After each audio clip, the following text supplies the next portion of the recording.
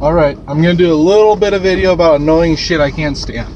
This typically has to do with old people, the older generation, senior citizens, people around their 70s and 80s. So, I was lucky enough to have two calls back to back. An older lady that was 84 years old, and this guy probably 65. And, first lady, nicer than shit. Just couldn't be any nicer. And, I tell her price, it's a Jumpstart in the city. It's $74.50 with tax included. She's like, oh, thank you so much. Well, she writes out the check. I get it back to the yard. It's for $100. So it was super cool. She was more than willing to pay. Not like she was a wealthy lady. And so that was super cool. I thought about just ripping up the check and paying for their time out of my pocket. And but I declined that idea. Then I get this old bastard. His car's at a McDonald's, and it's going to the same shop that I dropped off earlier. So I'm unloading that rig, and he shows up and asks me where the fuck his keys are. And I turn around and says, I don't have your fucking keys. Who are you? I've never seen this guy in the world. And he's like, well, you're supposed to tow my car. I told him, well, I haven't. I have more important shit to do than a car sitting at McDonald's going to a shop that'll be worked on in 3 days.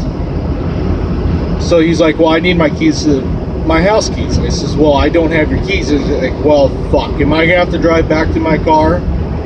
He's like, I don't have your keys. I can't be any more clear about this. I don't have your keys or your car. It's like, this is bullshit. You're supposed to be there 30 minutes ago. Well, funny part is, we didn't schedule time. It's supposed to be there before 5. I actually have the piece of shit car on my wheel right now, and it's 3:24. So he's like, well, you better fucking follow me to my car. And I politely said, I'll take my fucking time. So he gets there, and he was sitting in his passenger seat of his daughter's car. And I walk up to get the key from him, and his daughter rolls in the window and says, I am so sorry. He is a bitter old man. I was like, it's fine, no big deal. But it just floors me how you only get two kinds of elderly people. You get the super kind, nice, loving people that you just want to do shit for free and help them as much as you can. Then you get the old bastards that you just want to kick in the fucking teeth.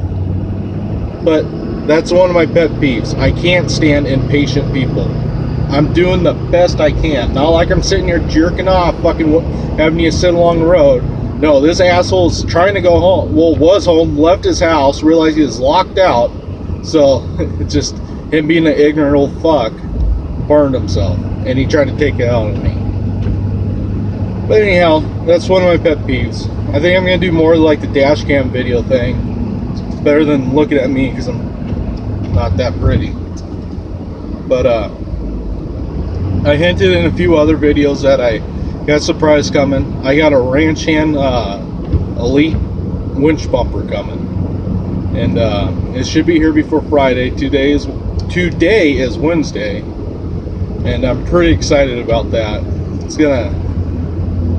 should help protect the nose of my truck. I had a pretty close call the other day on an icy road. I almost bumped the fucker. And it was kind of funny. We're both going up a hill. And it was an intersection at the hill, and I was going up a hill and so was he. It was an uncontrolled intersection. That means there's no stop signs. You yield to the person on the right, and I was on the left, he was on the right, so I was supposed to yield to him. And we're both flying up the hill. We're coming together, and we see each other about the same amount of time. And I couldn't really clear the intersection as good as I wanted to, but it was an icy hill. It wasn't chained up. I was just trying to fly up it. So we both did opposite directions. We bounced off the curb a little bit. So I get out. It's my fault. So I was going to go apologize to the guy. I turned my four-ways on, closed my door, locked my door so nobody can steal my truck while I'm out of the truck. And he pulls up beside me and says, son of a bitch, that was a close call. And he gave me a thumbs up and just drove off.